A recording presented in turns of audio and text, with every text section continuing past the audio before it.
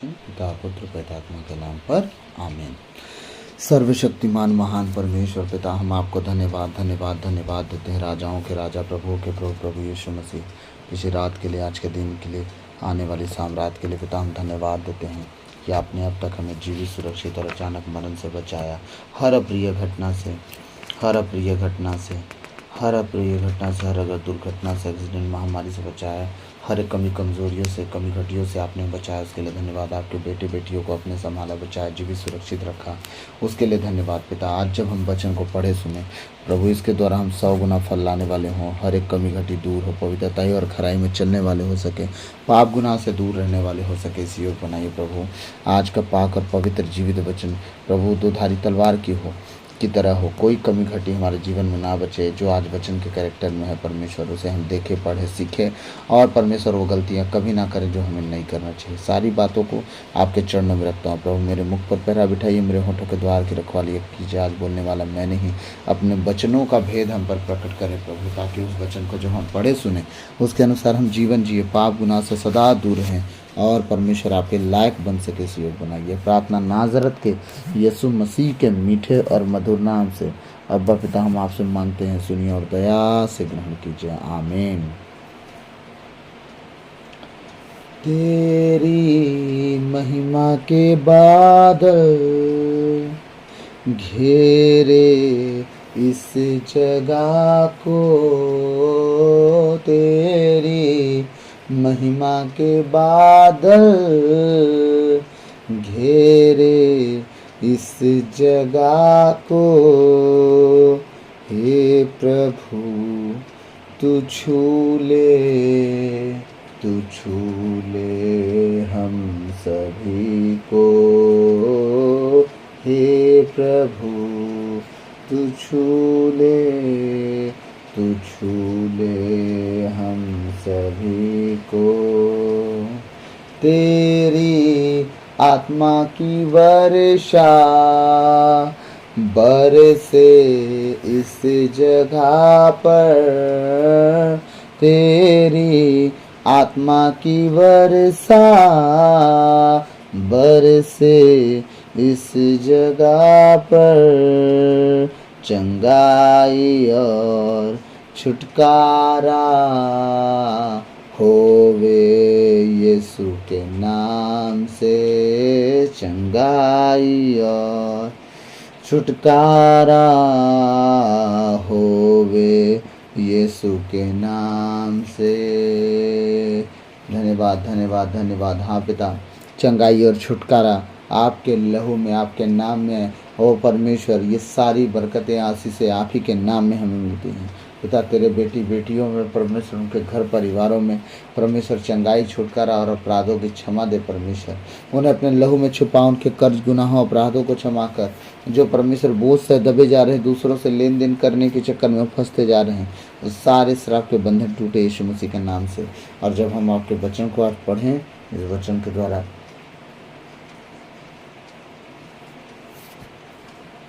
हम 100 गुना फल लाने वाले हो सके, इस योग बनाइए। सारी बातों को आपके चरणों में रखते हुए यह प्रार्थना यीशु मसीह के सामर्थ्य नाम से भक्त आपसे मांगते हैं, सुनिए और दया से ग्रहण कीजिए, आमीन आमीन। तो आइए हम प्रभु के वचन में जाएंगे, ज़्यादा समय ना गवाते हुए। और आज का मैसेज हम छोटा ही रखेंगे, क्योंकि बड़ा मैसेज रोज़ सुन सुन के आप बोर हो जाते होंगे। तो प्रभु का वचन जीवित है और उससे बोर किसी को नहीं होना है, उसको बोझ नहीं समझना है। प्रभु का वचन को अपने जीवन का आधार समझना है।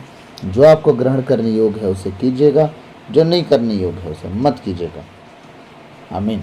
आइए हम प्रभु के वचन में जल्दी से जाएंगे। पहला शमूएल का ग्रंथ आखिरी अध्याय का आखिरी वचन खोलेंगे, 31 अध्याय का 13वां वचन। आज हमारे वचन का, हमारे अध्याय का मेन टॉपिक यही है, 31 अध्याय का 13वां वचन। पहले हम 13 पढ़ लेंगे, इसके बाद पीछे आएंगे। वचन कह रहा है, पेज नंबर आपको मिलेगा 392। प्रभु का वचन कह रहा है, फिर उन्होंने उनकी अस्थियां याबेस के झाऊ वृक्ष के नीचे दफना दी और 7 दिन तक उपवास किया। 7 दिन के उपवास के विषय में हम देख रहे हैं। कौन किए हैं? इजरायली लोग। असल में हुआ क्या था, किनकी अस्थियां उन्होंने कहाँ झाऊ के पेड़ के नीचे क्या किया, ये सारी बातें हम देखेंगे आज। क्योंकि ये जो कहानी थी ये छोटी सी कहानी नहीं है, ये उस राजा की कहानी है जो खुदा ने खुद अपने इजराइलियों के लिए चुना था। पहला राजा। वो राजा कौन था? पहले वचन में हम आएंगे। 31 अध्याय के पहले वचन से हम जब पढ़ेंगे 13 वचन तक जब हम पढ़ते जाएंगे, वो सारा डिटेल, सारा विस्तार आज आपको मिलेगा। तो आज हम वचन को शुरू करेंगे और आज हम यहीं तक देखेंगे, इससे आगे पीछे कुछ नहीं देखेंगे। प्रभु का वचन क्या कह रहा है, ध्यान से सुनिए। प्रभु का वचन कहता है, साउल की मृत्यु। साउल कौन था? इजराइल का पहला राजा। वो कौन चुना था? हमारा खुदा खुद चुना था। किस लिए? क्योंकि वो लोग, इजरायली लोग बोले थे कि हमें राजा चाहिए, परमेश्वर तू हम पर राज करे, ये नहीं चाहिए। तो परमेश्वर ने शमूएल नबी से कहा था कि इनके लिए एक राजा चुन। ठीक, तो शमूएल नबी ने जो परमेश्वर कहा वो किया। अब देखते हैं कि वो राजा क्या हो गया उसके साथ अचानक से।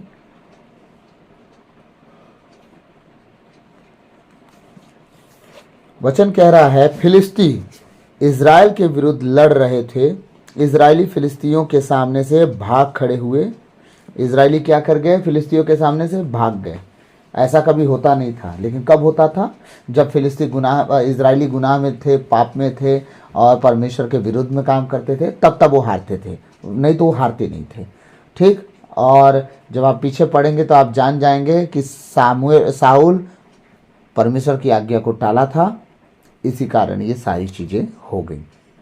राजा था, राजा भी हारा और इजरायली भी हारा। वो आगे बढ़ते हैं। गिलबोआ के पर्वत पर मरे हुए लोग पड़े थे।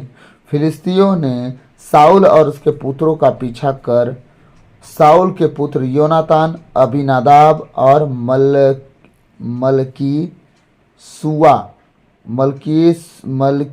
को मार डाला। कौन कौन? 3 बच्चे मर गए। साउल के और बेटा था, ठीक है, 3 बच्चे तो मार डालेंगे। कौन कौन? योनातान, अबीनादाब, मलकी सुआ को मार डाला, 3 बच्चे मर गए। तब साउल के निकट घमासान युद्ध हुआ और तीरंदाज उसकी ओर बढ़े।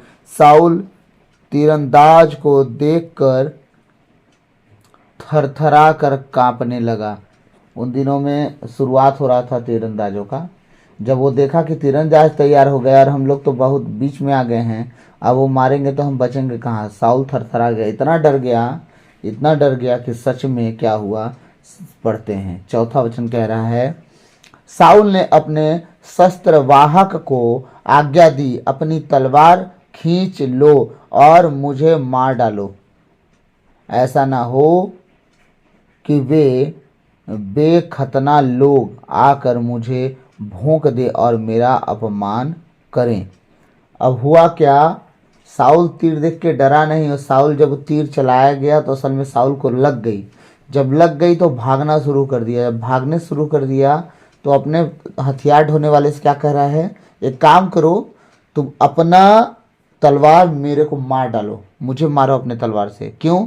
क्योंकि फलिस्ती लोग खतना रहित लोग हैं, वो मुझे ना मारने पाए। तुम भले मार दो, तुम खतना के लोग हो, तुम मार दो, चलेगा, ठीक है। लेकिन उसका चेला भी कहता है मैं नहीं मारूंगा। सोच के देखिए, परमेश्वर की मृत्यु लोग मांगते हैं तो भी नहीं मिलती है, क्योंकि प्रकाशना ग्रंथ में लिखा है कि वो बिच्छू कैसे डंक तो होंगे, लेकिन 5 महीना पीड़ा सहना पड़ेगा। लोग कहेंगे पहाड़ों से क्या आओ मेरे ऊपर गिर जाओ, हम मर जाएं, आओ चट्टानों हमें दबा दो, हम मर जाएं। मौत तो तुम मांगोगे पर मिलेगा नहीं। साउल परमेश्वर के खिलाफ गया। साउल के साथ क्या हुआ? वो मर ही नहीं रहा था, तीर तो लगी थे, दर्द के मारे छटपटा रहा था। हाँ, क्या हुआ? तीरंदाजों को देखकर थरथरा कर कांपने लगा। साउल ने अपने शस्त्रवाहक को आज्ञा दी, अपनी तलवार खींच लो और मुझे मार डालो। ऐसा ना हो कि बेखतना लोग आकर मुझे भोंक दे और मेरा अपमान करें। क्योंकि उसके शस्त्रवाहक ने अस्वीकार कर लिया, लेकिन उसके शस्त्रवाहक ने अस्वीकार कर दिया, क्योंकि वह बहुत डर रहा था। इस पर साउल ने अपनी तलवार खींचकर अपने को उस पर गिरा दिया। क्या कर रहा है वो? अपना तलवार खींचा और उसी पे अपने आप को गिरा दिया, आत्महत्या करने गया वो। जब उसके शस्त्रवाहक ने देखा कि साउल की मृत्यु हो गई है, तो उसने भी अपने को अपनी तलवार पर गिरा दिया। सोचिए अब क्या जवाब देता है दुनिया को कि मैं शस्त्र धोने वाला व्यक्ति था और राजा मेरी आंखों के सामने आत्महत्या कर रहा था और मैं चुपचाप देख रहा था। सैनिक बोलता है भैया मेरा कोई हिसाब ले, मुझे कोई मारे पीटे, इससे अच्छा मैं भी जा रहा हूं। क्या हुआ इस प्रकार, हाँ, उसके साथ मर गया। इस प्रकार साउल, उसके 3 पुत्र, उसका शस्त्रवाहक और उसके सब सैनिक उसी दिन मर गए। एक झटके में सब कुछ खत्म।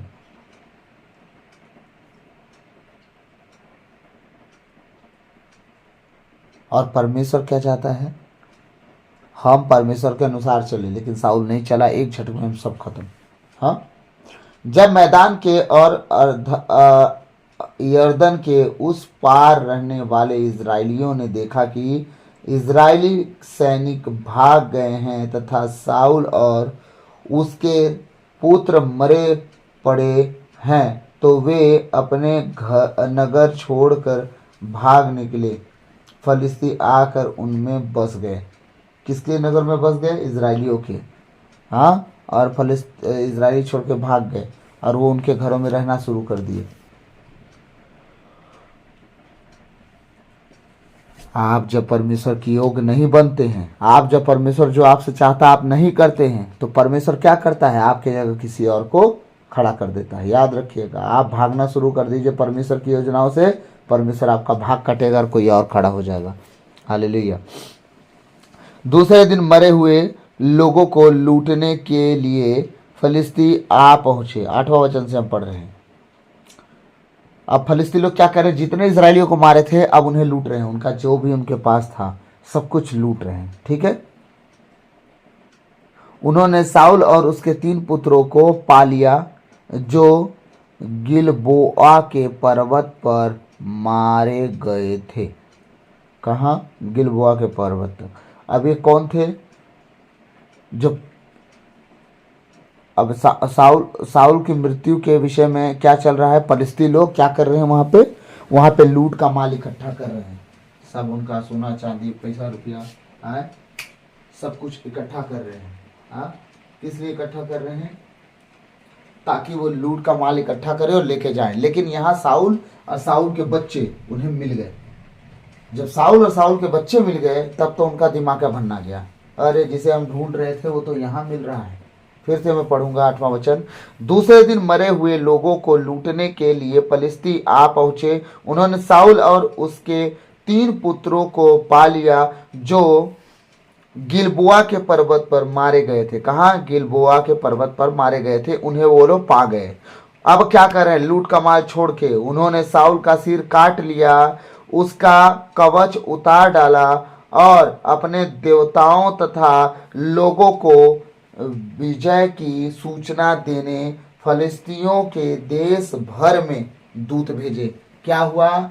यहाँ चल रहा है कहानी ये कि फलिस्ती लोग साउल को पाके खुश हो गए कि राजा साउल मर गया, क्योंकि फलिस्ती लोग साउल से बहुत डरते थे। साउल खतरनाक राजा था उस दिनों में, परमेश्वर का अभिषेक जहाँ जाता था जीत के आता था। लेकिन यहाँ कहानी ये हो गई कि अभिषेक तो मर गया, राजा मर गया, उसका सिर काटे पहले वो लोग।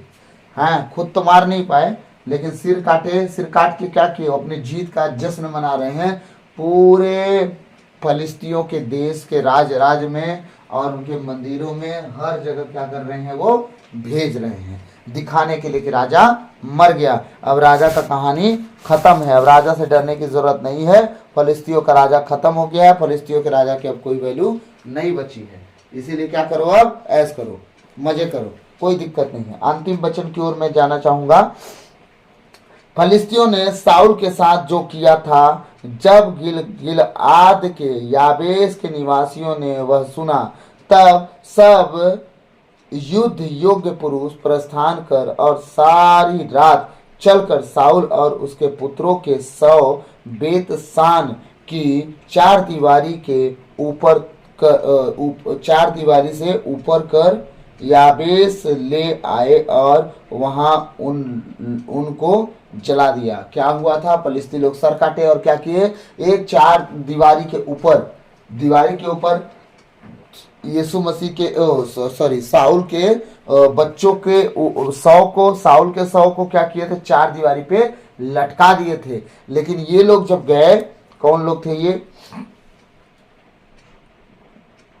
याबेस के निवासी जब वहां पहुंचे, याबेस के निवासी ने वह सुना, जब ये सुने कि साउल के साथ क्या हुआ, वो गए चार दीवारी पर से सौ उतारा, और सौ उतारने के बाद उन्होंने क्या किया, चार दीवारी से उतार कर याबेस ले आए और वहां उनको जला दिया।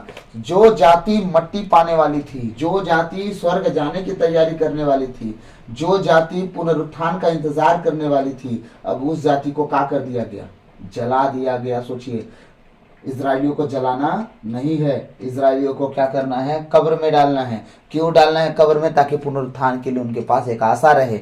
याद रखिएगा, यहाँ कहानी पलट गई, यहाँ साउल और साउल के बच्चे जला दिए गए, उनके गर्दन काट ली गई थी और शरीर बचा था और जला दिए गए, क्योंकि अधूरा वो लोग शरीर नहीं डाले, वो लोग जला दिए। फिर क्या हुआ, फिर उन्होंने उनकी अस्थियां याबेस के झाऊ वृक्ष के नीचे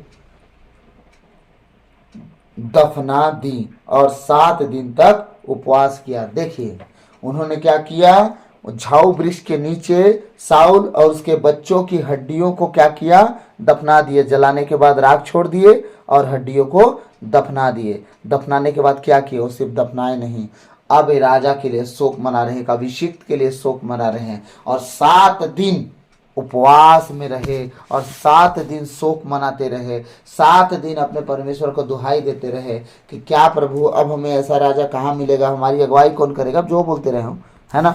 लेकिन 7 दिन वो लोग बहुत खुश तो नहीं थे। 7 दिन परमेश्वर के नाम की महिमा किए, उपवास किए, ताकि वो बचे और उनका जीवन बचे, उनका मन हृदय बचे और परमेश्वर उनकी मदद करे, उनकी ओर से परमेश्वर लड़े और एक अच्छा राजा उन्हें दे। बहुत सारी बातों को लेकर उपवास किए, लेकिन सबसे ज्यादा दुख किस बात का था कि राजा को जलाए और उसे गाड़े, और परमेश्वर का काम जो था राजा नहीं किया, उसके कारण उसके साथ वो हुआ जो नहीं होना था। हालेलुया। तो आज आप क्या सीखे, आप वो करो जो आपको परमेश्वर कहा गया, बाइबल में जो कहा गया करो। राजा साउल की तरह मत करो। परमेश्वर कहता है जाओ और उन्हें मारो, अमालेकियों को, और पूरा मार डालो। वो लोगों ने नहीं मारा और परमेश्वर की बातों को वो टाल दिया, और क्या हुआ, वही अमालेकी, वही फलिस्ती आके क्या कर दिए, साउल को मार डाले। याद रखिएगा, आप अपने परमेश्वर के साथ सही रीति से नहीं चलोगे, शैतान को झिड़कोगे नहीं, उसे लात नहीं मारोगे, घर से निकालोगे, एक दिन वही शैतान आपको आपका जीना हराम कर देगा, आपको सुसाइड की ओर खींचेगा, आपको पाप की ओर खींचेगा, व्यभिचार की ओर खींचेगा, लड़ाई झगड़े की ओर खींचेगा। इसलिए शैतान का कभी हाँ में हाँ नहीं मिलाना है। हमारा प्रभु जो कहता है उसके हाँ में हाँ मिलाना है, उसके कहे अनुसार चलना है, उठना बैठना है, जीना है। इसलिए अपने आप को तैयार कीजिए और जल्द से जल्द अपने प्रभु के सामने उपस्थित होइए, उपवास प्रार्थना कीजिए, ताकि आपका परमेश्वर, आप बताइए, साउल मर ही गया, जब उसे जला ही दिए, उसे दफना ही दिए, उपवास करने का क्या मतलब, लड़ाई होने से पहले उपवास करते, परमेश्वर सब कुछ बदलता। क्योंकि आप देखिए, विधानों को उठा के हिजकिय्याह राजा उपवास किया, लड़ाई लड़ने नहीं गया, परमेश्वर पूरा कायनात बदल दिया। इसी तरह से हमको उपवास करना अपनी लड़ाई लड़ने से पहले। आमीन। तो प्रभु आज के वचन के द्वारा हम सबको आशीष दे, आप सब प्रभु में बढ़ते जाएं और परमेश्वर में सदा आनंदित हों और प्रभु आप सबको आशीष दे। प्रभु का हम छोटा सा दुआ करेंगे आप सबके लिए। सर्वशक्तिमान महान परमेश्वर पिता, तेरे बेटे बेटियों के लिए मैं प्रार्थना करता हूँ, ज्ञान बुद्धि विवेक की आत्मा दे, और वो बुद्धि की आत्मा दे जो सदा तेरे साथ हुआ करती थी। परमेश्वर प्रभु तेरे साथ जीना सीख सके, उठना बैठना सीखे, पाप गुनाह से दूर रह के पवित्रता और खराई में चलना सीख सके। प्रभु तेरे वचन के अनुसार इनका जीवन हो। परमेश्वर पिता, तू इनमें चला फिरा कर। परमेश्वर तेरे जितने बेटे बेटी वचन सुन रहे हैं 100 गुना फल लाएं और आशीष से भर जाएं। तेरी सामर्थ्य उन पे उतरे, तेरे ज्ञान बुद्धि विवेक की आत्मा उतरे, ताकि वचनों को समझे, उसके अनुसार जीना सके, पाप गुनाह से दूर है, पवित्रता और खराई में बने रहें। उनके घर की कमी कमजोरियों के लिए, उनके कर्जों श्रापों के लिए यीशु मसीह के नाम से पिता आपसे मैं मांगता हूँ, सबसे वो आजाद हो और बड़ी गवाहियों के साथ खड़े हों। वो सारे लोगों पर आशीष दे जो आज का वचन सुने। सारी बातों को तेरे चरणों में रखते हुए विनती नाजरत के यीशु मसीह के मीठे और मधुर नाम से भक्त आपसे मांगता हूँ, सुनिए और दया से ग्रहण कीजिए। आमीन आमीन आमीन। प्रभु की विनती है, पिता हमारे तू जो स्वर्ग में है, तेरा नाम पवित्र किया जावे, तेरा राज आवे, तेरी इच्छा जैसे स्वर्ग में है वैसे इस पृथ्वी पर भी पूरी होवे। हमारा प्रतिदिन का आहार आज हमें दे, और हमारे अपराध हमें क्षमा कर जैसे हम भी अपने अपराधियों को क्षमा करते हैं, और हमें परीक्षा में न डाल दे परंतु बुराई से बचा। आमीन। पिता पुत्र पवित्र आत्मा की महिमा होवे, जैसे बाती में थी अब है और काल तक सदा रहेगी। आमीन। क्रूस का चिन्ह पिता पुत्र पवित्र आत्मा के नाम पर। आमीन। God bless you all. प्रभु आप सबको आशीष दे और आप बढ़ते जाए, फलते फूलते जाए। अगर आपको वचन अच्छा लगे और वचन के अनुसार आपको कुछ ज्ञान मिला हो, बुद्धि मिली हो, तो मैं क्या बोल रहा हूँ वो नहीं, आप क्या सुने और आपको क्या प्रभु के वचन के द्वारा बात किया उस पर डिपेंडेंट रहो। और आपको लगे कि आज का सुसमाचार अच्छा था तो अपने भाई बहनों में, अपने अड़ोस पड़ोस, अपने लोगों में शेयर करें, ताकि वो ज़्यादा से ज़्यादा लोगों से देखें, सुने और आशीषित हों। सारी बातों को आपके चरणों में रखते हो पिता, ये विनती यीशु के नाम पे मांगता हूँ। आमीन। तो सबों को जय यीशु। God bless you. प्रभु आप सबको खूब आशीष दे। प्रभु हम बने रहिए, उसके कहे अनुसार चलते जाइए, उसके वचनों को खूब पढ़िए ताकि वो आपके और जीवन को हमेशा सलामत रखे। चलिए, जय यीशु, जय यीशु, जय यीशु।